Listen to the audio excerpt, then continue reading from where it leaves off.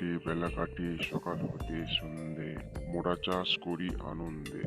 পচা মাটির গন্ধে, ঘাস ফুলের সুগন্ধি ভরা বাতাস, কি আনন্দ লাগে। রতনপুর নামে একটি গ্রাম ছিল। সেই গ্রামে একটি জমিদার বাস করত। এমন একদিন হলো,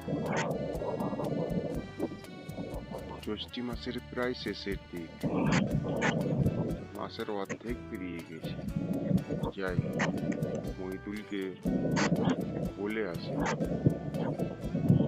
জমিতে নাঙল দিতে হবে, বীজ ছড়াতে হবে, অনেক কাজ বাকি আছে। যাই, তাড়াতাড়ি যাই, মইদুলকে বলে আসি। এই বলে জমিদার মহিদুলকে বলার জন্য বেরিয়ে পড়ল।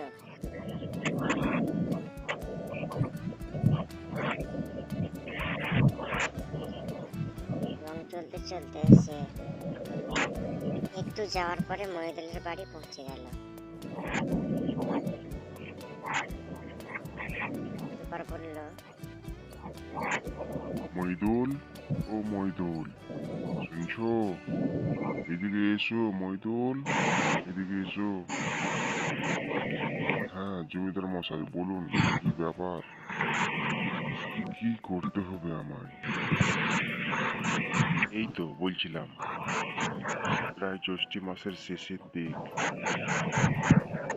জমিতে নাঙল দিতে বাকি আছে, বীজ ছড়াতে বাকি আছে, আরো কত কাজ মাঠের মধ্যে বাকি আছে।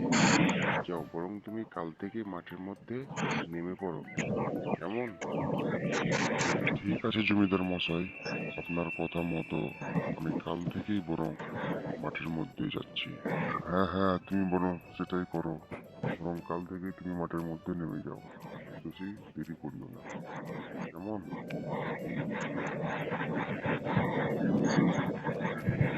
পরের দিন সকালবেলায় মহিদুল গরু এবং লাঙল নিয়ে বেরিয়ে পড়ে মাঠের মধ্যে।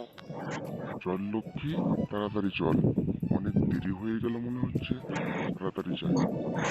জমিতে নাঙল দেওয়া, বীজ ছড়ানো, অনেক কাজ বাকি আছে, তাড়াতাড়ি চল লক্ষ্মী। তারপর জমিদারের কথা মতো মহিদুল তার জমিতে ভালোভাবে চাষ দিয়ে দিল এবং বীজ ছড়িয়ে দিল। ওহ, বেলা তো অনেক হয়ে গেল, যাই, এবার বাড়ি যাই। এই বলে মহিদুল জমিতে হাল চষে বাড়ি ফিরে যায়। মোরা চাষ করি আনন্দে, মাঠে ঘাটে বেলা কাটে সকাল হতে সন্ধে, মোরা চাষ করি আনন্দে। পচা মাটির গন্ধে, ঘাস ফুলের সুগন্ধি ভরা বাতাস, কি আনন্দ লাগে। এই ধরনের ভালো ভালো গল্পের কার্টুন দেখার জন্য আমাদের চ্যানেলটি অবশ্যই সাবস্ক্রাইব করে পাশে থাকা বেল আইকনটিকে অবশ্যই দাবিয়ে দিবেন। এক অসহায়